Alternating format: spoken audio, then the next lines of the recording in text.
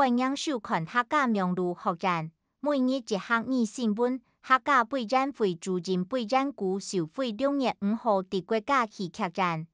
2024禁止客家台戏、台产客宣传，希望透过这部戏打破台家先前对传统客家戏曲的印象，如通过展出台湾土地的人物故事，带领台家认识台湾历史、老客家文化。针对全新面貌的客家台戏，据主委表示，今年作品《台产客》不但强加入现台北戏剧元素，伫音乐、身体表现方面，造成提全新的表现方式。非常鼓励大家买票来看表演，感受冇强龙的客家、中兴客家采茶剧团《台产客》作品，系迄伫达国嘅台式拓展些致敬嘅新作。佢伫傳統戲劇都加入現代舞台劇場嘅元素，本客家傳統戲劇冉冉表現出全新嘅表演面向。中興客家採茶劇團對2014年戲時導金，